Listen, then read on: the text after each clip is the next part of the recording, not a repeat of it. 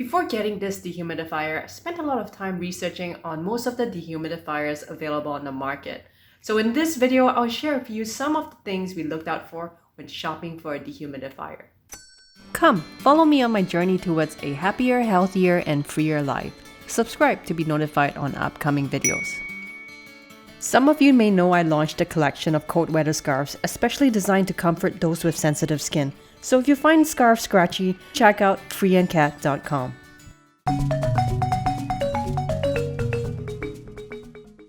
Imagine you're going to buy a dehumidifier. What do you look out for? Customer reviews, product features, brand, price? There are many dehumidifiers in the market. Each have its own strengths and weaknesses. So before shopping, I find it important to pinpoint the problem you want to solve through the dehumidifier.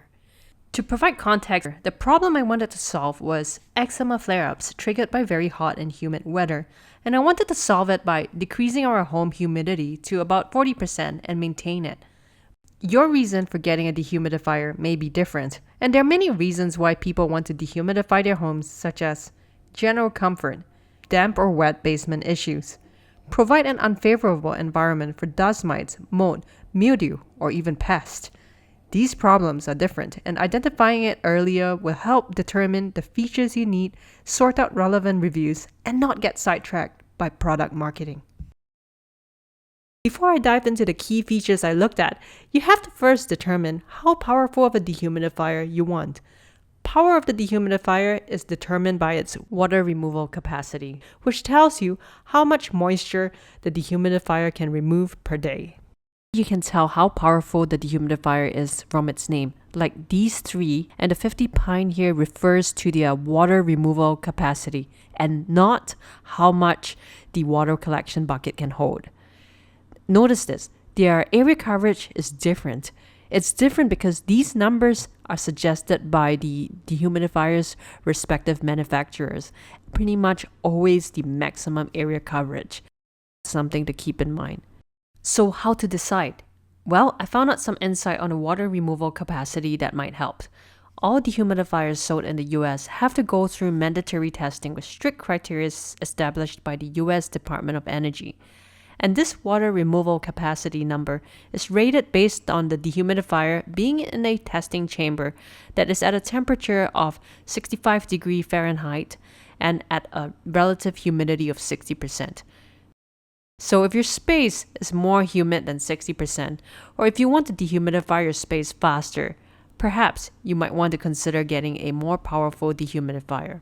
For us, we ended up getting a 50 Pint dehumidifier for a 1,000 square feet space.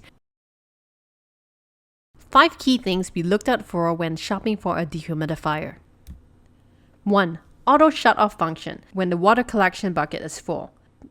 There are 2 types of auto shut-off functions, and this is the first type. When the water collection bucket is full, with this feature, the dehumidifier will automatically shut off. And this gives me a peace of mind as I don't have to worry about water overflow or water damage on flooring. So I definitely made sure I read the specs and online manuals of the dehumidifiers that I was considering to ensure that this feature is there. 2. Auto shut-off function for when the targeted humidity is reached. This is the second type of auto shut-off function. You set a target humidity level in the dehumidifier, and when your space reaches that targeted humidity, it will automatically shut off. When the humidity goes up again, it will switch back on by itself. If you care about energy consumption and electricity bills, this is a good feature to have. 3. Energy efficiency. The dehumidifier is likely going to be on daily most of the time, so don't let electricity bills be an afterthought.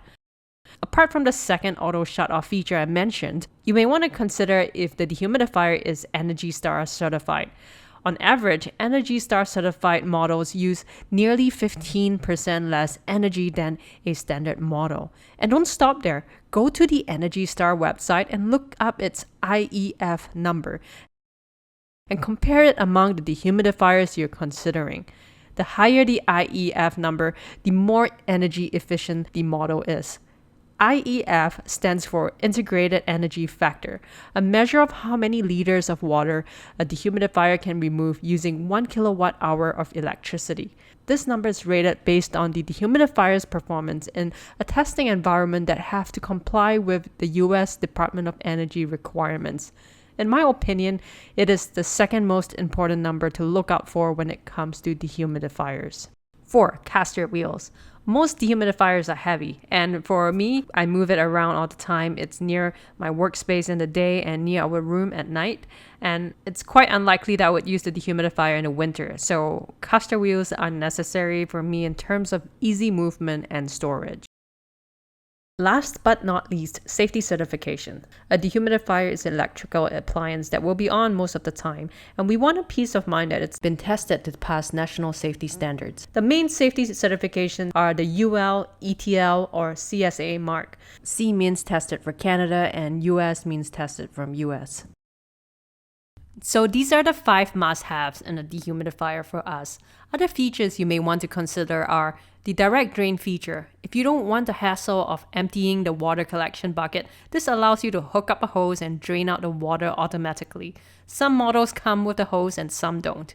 If you plan to operate the dehumidifier in colder months, or if your basement is cold, you may want to check if the dehumidifier is able to operate in low temperatures. Auto deicer prevents frost buildup.